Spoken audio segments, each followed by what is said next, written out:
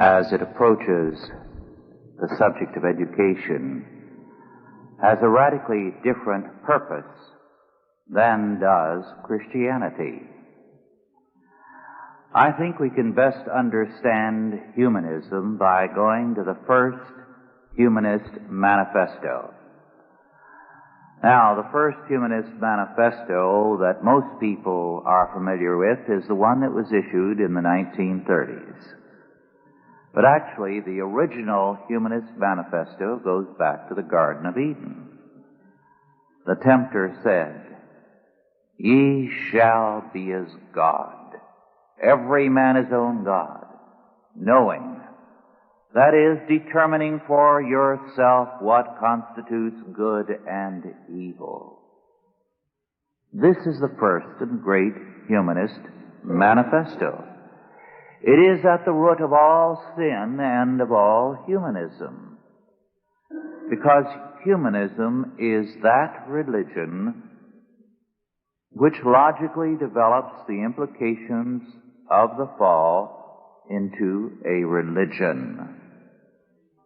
This is why it is so dangerous to turn our children over to humanists to be educated, and why it is a sin. Now, when the child is brought up in terms of humanistic teaching, the curriculum is, to use the words of the progressive educator, child-centered. The child-centered curriculum. Shelves full of books have been written in this century on that subject, the child-centered curriculum. The whole purpose of the child-centered curriculum is to enable the child to see his centrality in life. The world is to revolve around the individual. The child must learn to realize himself. Now, at once, we have a conflict, of course, with our faith. Because instead of self-realization, what our faith says as it comes to the child, whether in the home or the church or in the Christian school, man's chief end is to glorify God and to enjoy Him forever. Not self-realization, but the fulfillment of God's requirements of us. The glory of His kingdom. This is our purpose.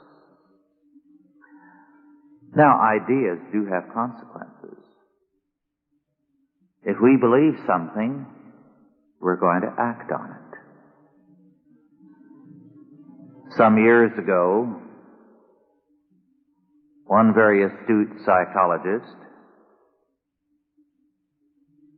observed that we are today a product of what we were thinking about intensely for the past 6 months. So we had better guard our thoughts. Very astute observation. Now, if a child is brought up to see himself as the center of things, it has ugly consequences. Humanism speaks of the innocence of the child. Our faith speaks of the child as a sinner. A world of difference between the two. I don't know how many of you are familiar with a pastor here in the South, Dr. Robert Mounce. Anyone here? Yes, one person. Well, Bob Mounce is an old friend and something of a son of mine in the faith, even though he is a Baptist. Bob is a marvelous person and a delightful sense of humor, and I recall with delight the fact that he once mentioned that when his son was born, he welcomed that son with such joy and looked at him asleep in his mother's arms and said, "That child is such an angel, a bundle of innocence." And he named the child John Calvin Mounce. 2 years later, he remarked, one day in the course of a sermon on sin that when he looked at his child first, he thought he was an angel and named him John Calvin, and now he realized that perhaps he should have called him Satan Beelzebub. Well, what Bob was there humorously calling attention to with his characteristic wit was the fact that we all recognize we are born sinners. And the loveliness and joy of a child should not conceal from us the fact that the child is a sinner. We're all fallen creatures until Christ redeem us from our sins. Now, to educate a child into an egoism with regard to his sin has devastating consequences with regard to our society. Some years ago, Reisman and others, in a study of the American character, this goes back to the beginning of the 50s, called attention to what had happened. And anyone who read that book at that time would have had no difficulty in predicting what happened in the 60s and the 70s. What happened with the hippie movement, what happened in our schools, what happened with the sexual revolution, and with more. Because what he said in that study was that because we are products, I'm putting it in my terminology, of a child-centered society and child-centered education, we have become consumer-oriented. The term is his. Each person sees himself as a consumer and the world there to provide him with what he wants. So it's a give me attitude. Or do your own thing because life owes you everything and you need to realize yourself. As a result, Reisman and his team of sociologists said, our culture is moving from a Puritan work ethic to a consumer ethic, from producing to consuming, from work to an emphasis on play. And what has happened, and it's happened all over the world, is that productivity per man hours has decreased. The decrease would have been much more dramatic if to an extent technology had not increased our producing capability. But now even our technological development is reaching a stalemate because of a variety of problems, one of which I touched on in the previous session. So that our consumer-oriented society, a product of child-centered education, is rapidly approaching a crisis. It cannot cope with the crisis that faces us because a child-centered culture reacts to problems with tantrums,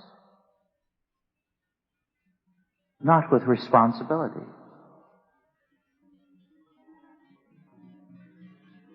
I think you begin to see the difference between a Christian school and a state school. Because even if that Christian school be, as some are, only a public school with a little Bible added to it, and I'm sorry, but there are some that are like that. They have not yet made their entire curriculum systematically Christian. But even if they have not, because of that Christian emphasis, instead of being child-centered, they are rather God-centered, work-oriented. And the results are dramatically different. There's a different character and a different discipline.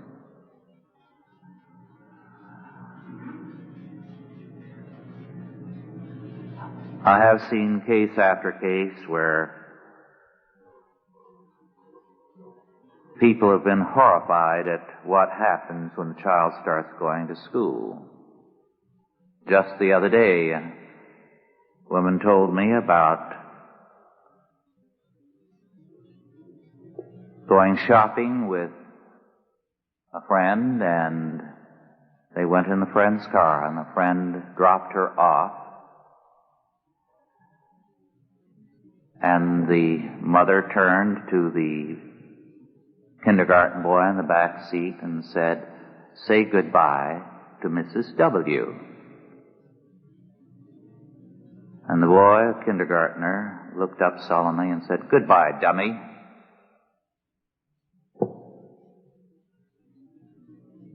And that's not uncommon. But I know one father whose wife insisted on a Christian school for their child, who told me with tears how wrong he had been in dragging his heels about it. He said, "I realized there was a difference. When I asked my son a question, he turned to me and said, 'Sir?' And I suddenly realized the difference between my boy and others. A courtesy, a respect for me that other fathers were not getting. Why? Because Christian education has a different center, and it has authority. Not the authority of the autonomous individual, but the authority of God the Lord and His Word. This is why the Christian schools have an unquestionable triumph ahead of them if they are not destroyed. I mentioned in the last hour that the humanists are aware of the superiority of the Christian schools. In some of the earlier trials, the state would order the testing of the children, determined to prove that these children had to be inferior. Now what happens, let me say, is that most of these trials are of new schools that have only been open a year or two, schools that are part of a very small church of 30 or 40 members, and maybe have 10, 18 pupils, and they meet in the church basement. And they figure, aha, here we can make a case against them and establish a legal precedent, and then we can go down the road and hit these other churches and their schools with it. And so what they would do would be to come around with a sheriff and arrest the minister and take him to jail, literally. Put him on trial. Order that all the children be tested. And the results uniformly show that these children were a minimum of 2 years ahead of the public school pupils. They couldn't believe it. In one trial, they were so convinced that the testing had to be an error that they ordered a second test. The children came out even better. They ordered a third test, and the children did even better. Then they tried in the court to go back and report only the first test. But the defense attorney compelled that they report the third test. Now, most of the time, the state attorney blocks any attempt by the judge to order a test. They know that they lose out on the results. In one instance, it was a state board of education psychologist who was ordered to do the testing.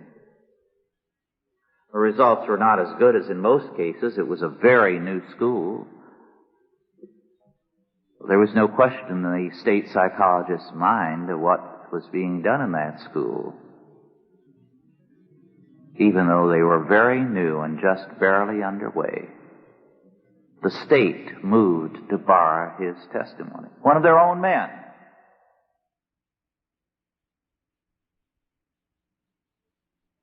Now, to me, the most shocking fact in this picture is not what these humanists are doing. That I can expect.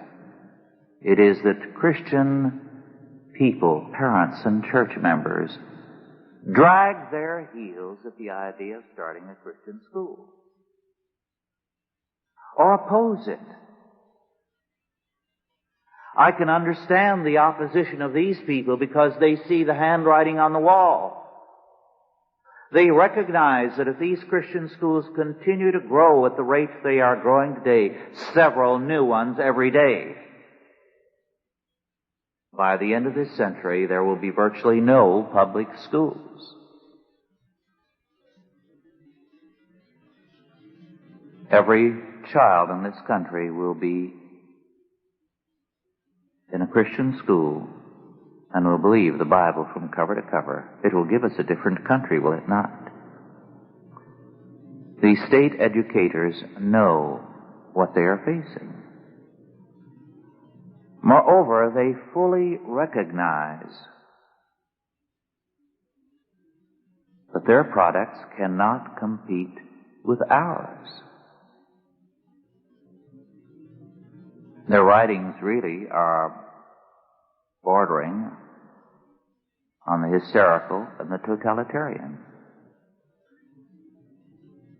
One professor of education has proposed in the past few years that re-educational camps be set up for the likes of us. And he said these will not be concentration camps because what we represent is the truth. We are in a very serious battle. As Christians, we have the greatest tool for the reconquest of this country for Jesus Christ in the Christian school, and we dare not neglect it. We need to fight for the freedom of the Christian school and the church from all state control and interference. The very controls by the state that have made the state schools so incompetent, they want to foist on us. On one occasion, I had a long and bitter argument with a state educator. And finally, he conceded in a moment of bitterness. It had become a shouting match, I'm afraid to say, between us. And he said, well, if it weren't for all the requirements and things that the state regularly imposes upon us, we could do a better job too. And I said, well, the state pays, and therefore it imposes the requirements. The Christian school gets the requirements from the people who pay. Now, who knows best with regard to children? The state or the parents? Do you know that the universal compulsory education laws are very much a fraud? We are told that those laws were what brought about universal education. Every child was in school before they ever passed those laws. There are 2 or 3 states, I believe Virginia is one of them, that found out not too long ago they don't have such a law. What puts a child in school? It's the love of the parents. Moreover, the Coleman report a few years back was ordered, I believe, under President Kennedy when he first went into office. And the Coleman report was designed to deal with segregation in education, and they used what was then new, the computer, to tell them what the situation was. They fed data from all the public schools across the country into the computers. The results were rather disturbing. It's one reason why you have not heard more of the Coleman report. Came out under Coleman's name, and he didn't like the results either, and has virtually spent much of his time since trying to disown what he then produced. They found there was no correlation between the money spent in a state and the results. They found there was no correlation between integration and results. No correlation between segregation and results. No correlation between race and educational achievement. They found only one correlation between the home and results. They found that if the home were a strong and stable home, no matter how poor the school, the child somehow survived and did well. He could have done better in a better school, but he did all right. But if the home were unstable, then the child did poorly and was in trouble, educationally and legally. They found that something like 15 or 20% of the white children came from such bad homes, and about 30 to 35% of the black children, and that was the problem. The home. Now, this should tell us something. The good home was a product of a good faith, of biblical teaching. Incidentally, the Harvard report on the Coleman report, a report about a report, said that the only schools that have ever worked in ghetto areas are Christian or parochial schools. No public school, no state school has ever worked in a ghetto area. Why? Because they provide a faith which can change those pupils. And the church provides a faith for the parents, so that the key to educational achievement begins with faith, continues in a Christian school through the implementation of the Christian family.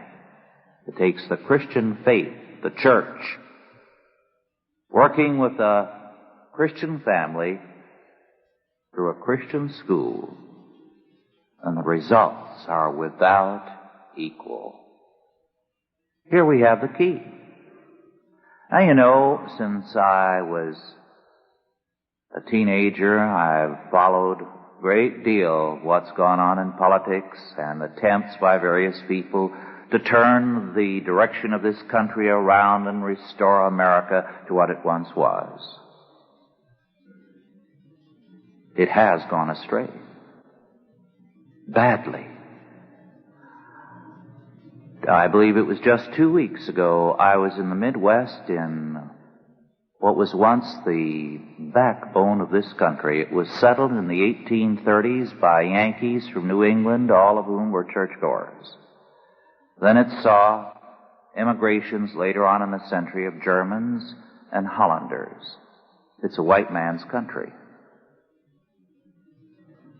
Rich farms, fine small towns and cities, and I was in this city of 5,000. The church where I was at was the only Bible-believing church left, except for 2 very small holiness groups. They had a fine Christian school. All the other churches were modernist to the nth degree, and only a handful of the old people attending. And the community was so lawless. And these men at this church were facing court because the state was going to move in on their Christian school, and I was there to prepare them.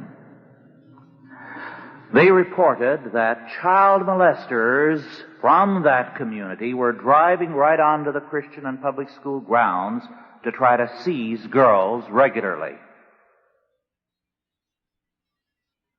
And on one occasion, not too long before, they caught such a man, and the girls testified, and the DA insisted that it be made merely a trespassing charge, and then he was turned loose.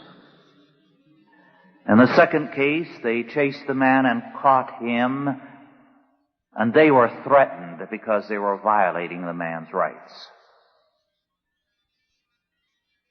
They chased him with their cars and forced him off the road in order to capture him, and they were violating his rights.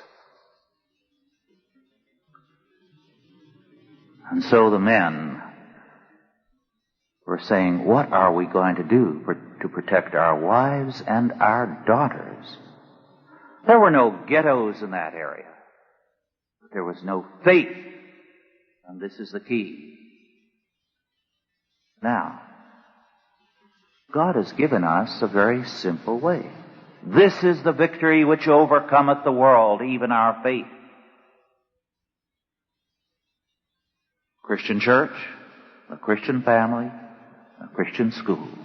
There is the weapon. The enemy recognizes its power. It's time we did also. Thank you.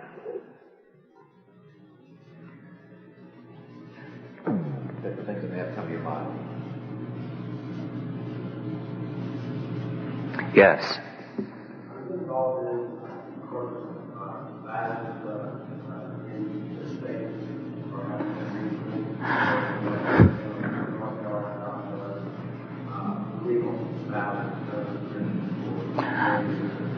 No, I have not been involved in South Carolina. I was involved in the trial in North Carolina, where there were 62 churches and schools on trial. And that trial was lost. However, those 62, and the state actually went to court to prevent a stay of execution, which would have enabled the Christian schools to continue until the case went to the Supreme Court, which could have been 2 to 4 years' time. And they were going to jail, every one of those 62 pastors. However, that created such a ruckus up and down the state, and the Christian schools hired one pastor and told him, please resign from your church and spend full time going up and down the state to alert the churches. And so the state backed off and they passed a law giving freedom to the Christian schools. Now, however, they're facing another threat, that of forcing ERA onto the churches, equal representation in the pulpit. And that pastor, Dan Carr, is very active in that battle. Yes.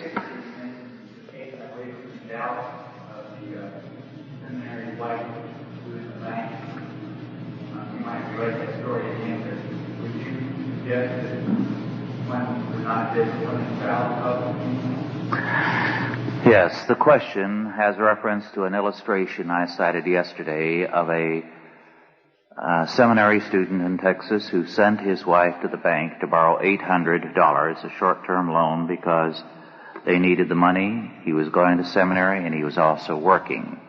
She went with her 2 children, I believe ages 1 and 4. She was sitting across the desk from the loan officer, and the 4-year-old was reaching and grabbing things on the desk, and she warned him and said, you do that once more and I'll slap your hand. He reached again, and she reached out and slapped his hand like that. 2 persons in the bank immediately reported her to the welfare authorities for child abuse. And she was arrested before she got to her car, and the child was taken from her. Now, the question was, would I advise Christian parents not to spank their children in public? It's a good question. It is becoming dangerous to do so. Welfare people are extremely ready to take such cases. We must remember that we as Christians are the number one enemy of these humanists. As a result, we have to make sure we've trained our children so well that a word is enough in a public place and that they will behave. Because there are too many cases all over the country of these people being on the watch for anyone who slaps a child to report it. And they are all too ready to move in. The Loosedale, Mississippi case, of course, is an example of what they're ready to do. How many of you are familiar with that? Oh, well, in that case, this church in Mississippi has also a home for problem children. And not too long ago, they had a 15-year-old boy who is 6 foot in height, weighs 180, placed there by his parents. Now, there's no lock or key or gates or bars or anything. This boy was very unruly, and he didn't like the discipline, and he didn't like being disciplined. So he ran off and claimed he had been beaten. So they moved in the sheriff's ben during a Sunday morning worship and arrested the pastor and the assistant pastor, confiscated the church records. When a visiting missionary went back into the sanctuary to pick up his Bible, they arrested him also. They took all the children from the home down to the county courthouse and stripped every last one of them to examine them for bruises. Providentially, there was a good judge there who not only dismissed the case, but apologized 2 or 3 times to the pastors for what had happened. But that kind of thing is only unusual. That case is only unusual because of what the judge did. Now, I'm not surprised that you did not hear about this case, because this kind of thing is going on all the time and it is not reported.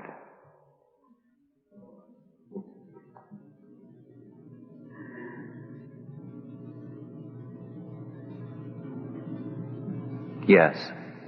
What would be, I don't know how to phrase it, but simply put, what would be the chances for someone with godly principles to get into positions of authority like the judgeship and so forth?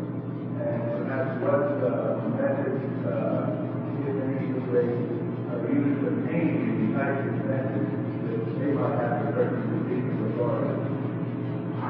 Could you repeat that question for me? I'm not sure I got it all. You didn't hear your question. Would you stand up and repeat it again, please?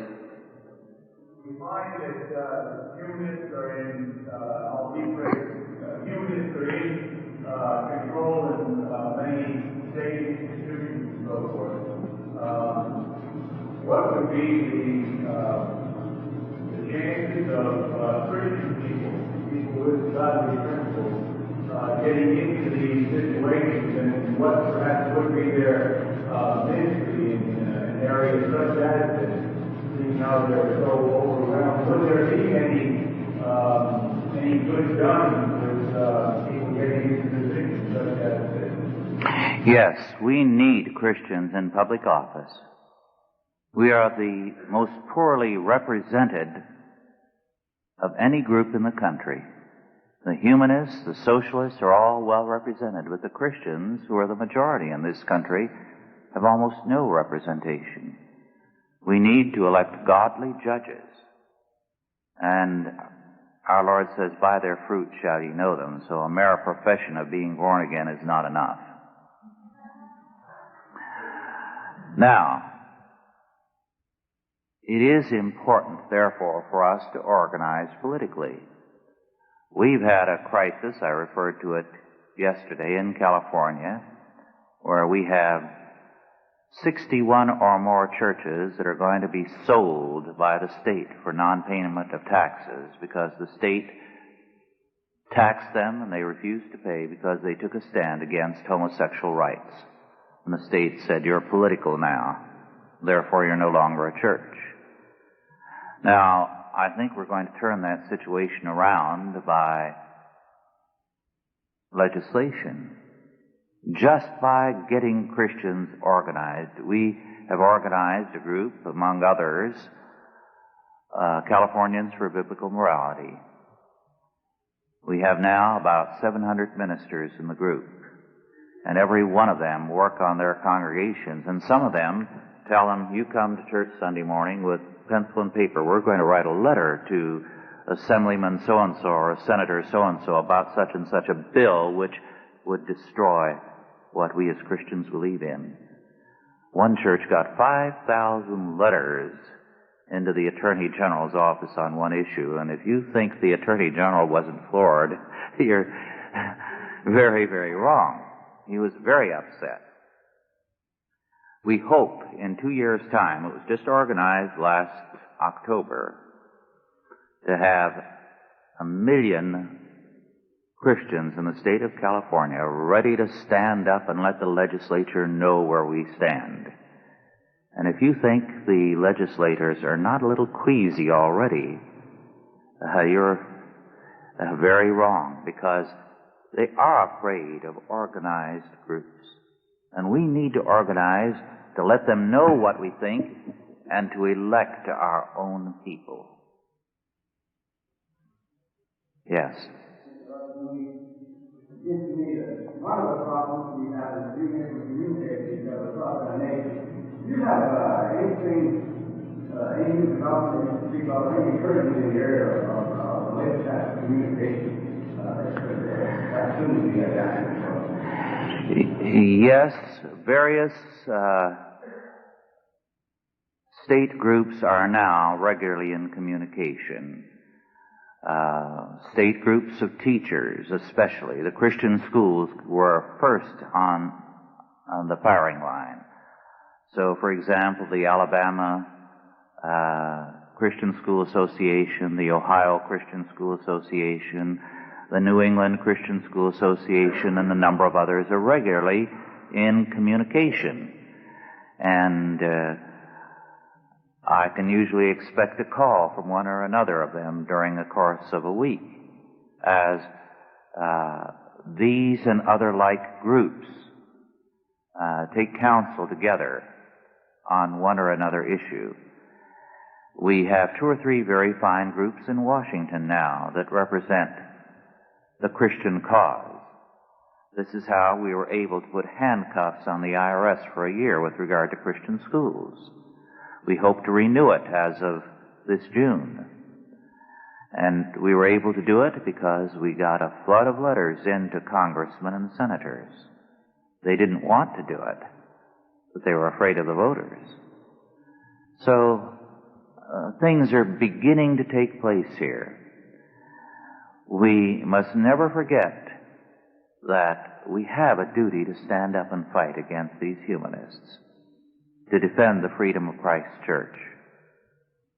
I should have mentioned the media. I could have possibly have some criticism from maybe television or satellite, something of that nature. Yes, the number of communications media people who are interested is increasing. We do have 1 or 2 groups, most notably Pat Robertson and the 700 Club. Now, his position theologically is different from ours, but he has been very ready to have very differing theological perspectives on his program. I've been on it 3 times to deal with these church and Christian school issues. He has a worldwide audience of 40 million. So when he comes out on an issue, it helps. Now, sometime before the end of next month, I shall be on a number of radio stations across the country, 5 minutes a week, to give a report on these cases. This will be carried freely by these radio stations. The cost will be syndication, which will cost us $800 to $1,000 a month to tape and mail these and take care of the syndication costs. But these stations will carry it as a public service. And we find many of the radio stations are very ready to cooperate here.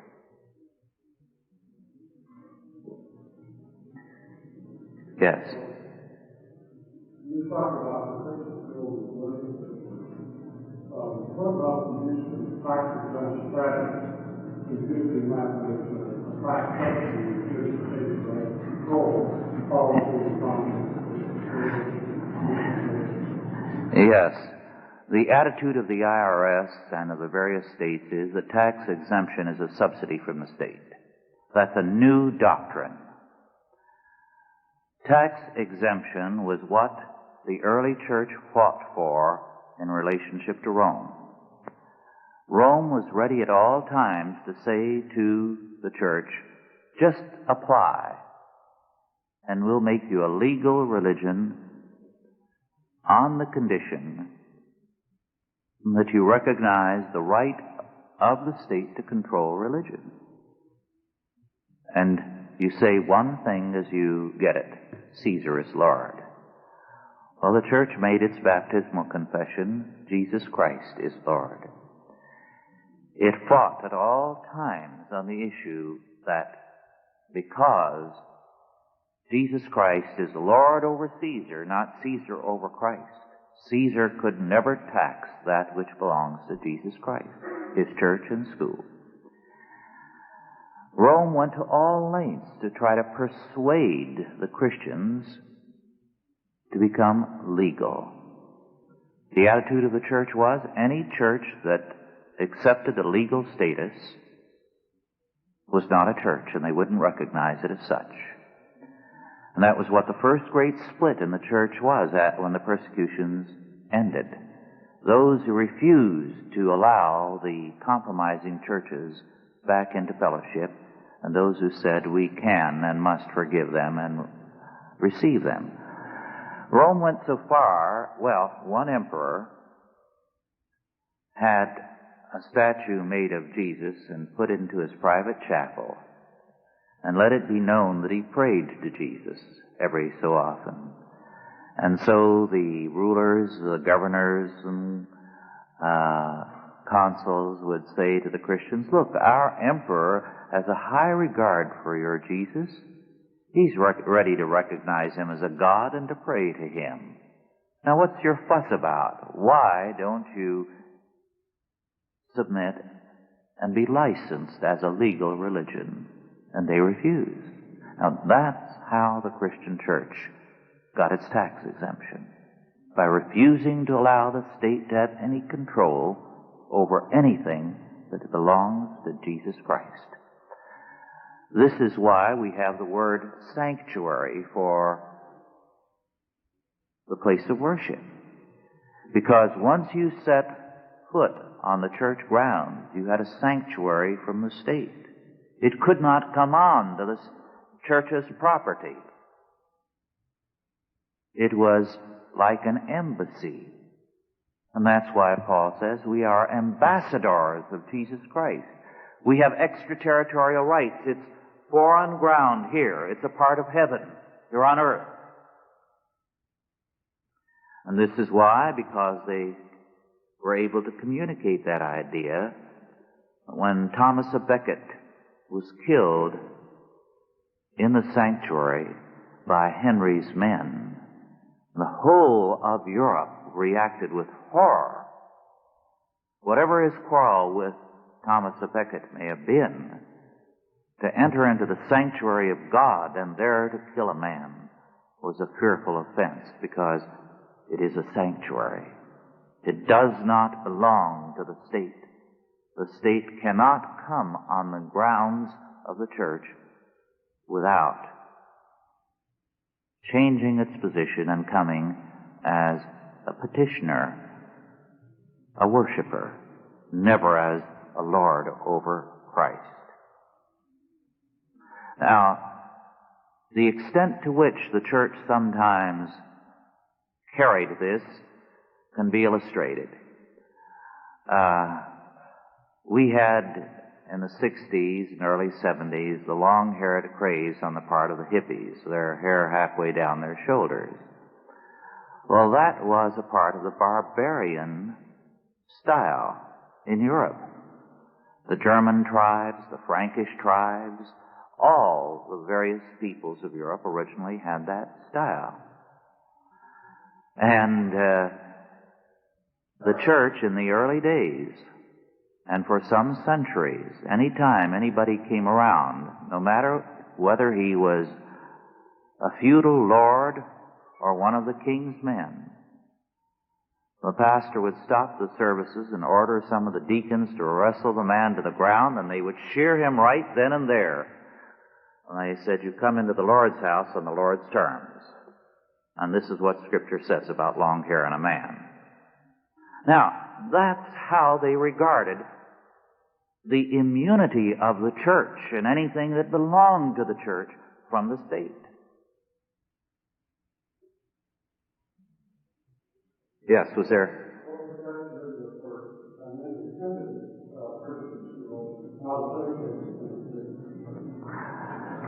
That's a very good question. What protection is there for an independent Christian school which is not associated with the church? I believe that in terms of Scripture, it is still to be classified as a church. It is a Levitical function. A Levitical function. So that an independent Christian school must be seen as something that is covered under the term church. And this has always been the position of Christendom. Now, what the IRS today is trying to do is to separate even the church's school from the church. In several cases, for example, where the church and school are one building, it uses the term, and this is a good term, please put this in your mind, to avoid this term, because it's a term that's been promoted by these IRS men. Church-related school. You see. It's related, but it isn't the church. No. We must say the church is a Levitical institution. Its ministry is, and especially in the Protestant tradition, one of instruction. And as one man in New England told the state authorities when they were threatening him with jail, he said, "Look, I see no difference between teaching from the pulpit and teaching in Sunday school and teaching Monday through Friday. It's all a part of our ministry. And if all I had was Monday through Friday instruction, it'd still be a ministry." What they are trying to do, and we have seen this in one legal opinion that has been given, is to separate not only the Christian school from the church, but the Sunday school and the sermon, and say that's educational. Now, what does that leave to the church in the First Amendment?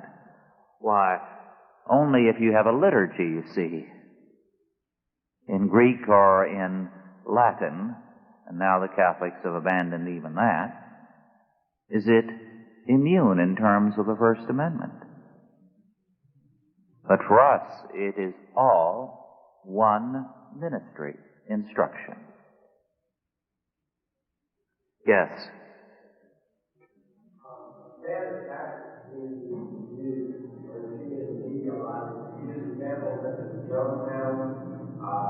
Christian home, movies, and those, and attempt to associate those in the same package as Christian schools. Say, no, we're not trying to we want everybody to be like us, so we check up on it. What response do you give to that, and in terms of an apologetic community saying, well, we don't know how to make differentiating and how to take it. Yes. First of all, the more control you have in religion, the more corruption you have. Jim Jones and the People's Church was virtually a state church.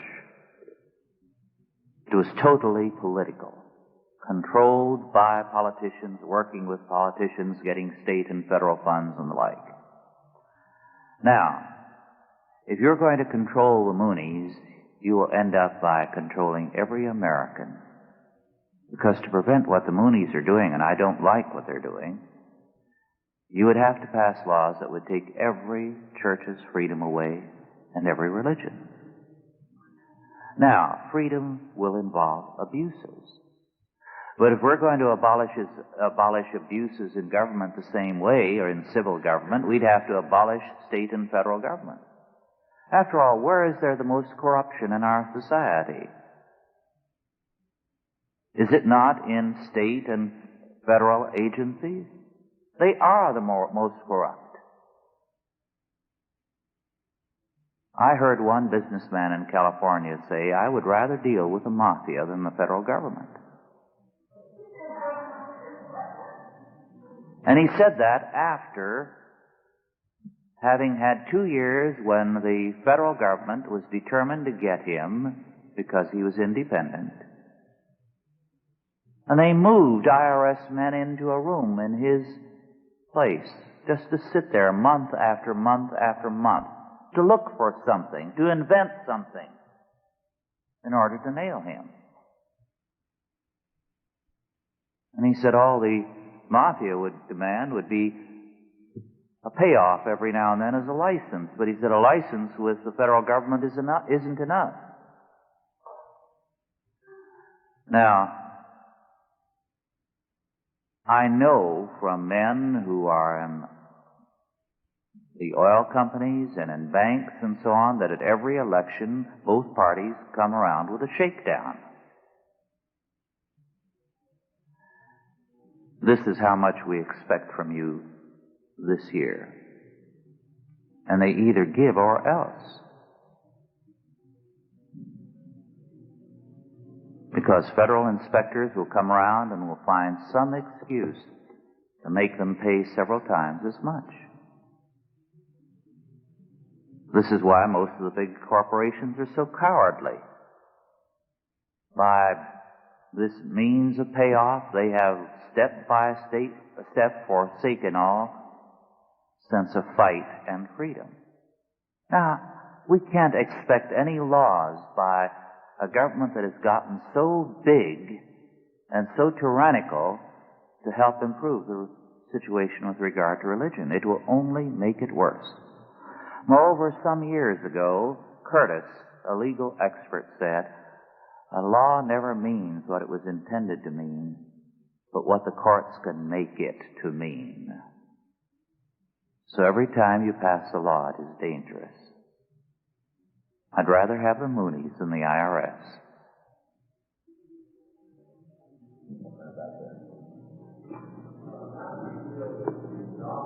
I can't hear you. Could you?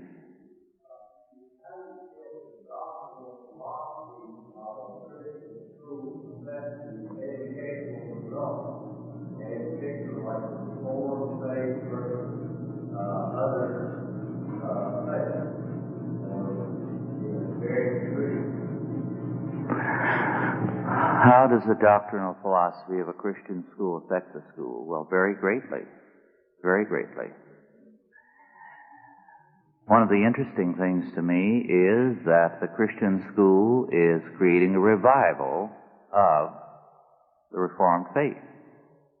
There's a very good reason for that. The minute you start teaching every subject, you're going to try, if you are at all thoughtful, to develop a Christian perspective there, a biblical perspective. Now, what theology provides the world of my view other than the Reformed faith? So there is a steady drift on the part of schools that began as militant Arminian schools into the Reformed faith, a receptivity to it, so that in hundreds upon hundreds of schools that started in the past 10 years as ultra-Arminian schools. Today, they are very much closer to the Reformed faith. And from being no-point Calvinists, as someone said, they are anywhere from 2.5 to 4.5 point Calvinists. So there's a development. I wanted to mention one thing to you as well as the audience here. It was last year that we received word from the U.S. Post Office concerning our bulk mailing permit. The church has a bulk mailing permit, and under that we were sending church mail and the school mail. And the information we got back was, we want you to have, the post office, you must have 2 permits. One for the church and one for your educational, for your school. And in our reply back and such, we said, we do not consider it as an educational institution. Our Christian school is the church. And as a result, we got the agreement from them that if on our church mail, if we would put the Shannon Forest Presbyterian Church return address on that, even though it was school mail, we could still operate as under one bulk mail permit. I'm not sure what all of their, but we were, and I wrote back and I said, we're not concerned about having to pay 2 bulk mailing permits, but our concern is we are a one-unit church organization and so on. They have just hit another church and school on the same thing. The Southern Pines Church and School in Southern Pines, North Carolina. They're being denied their mailing permit on the grounds that they use it for both their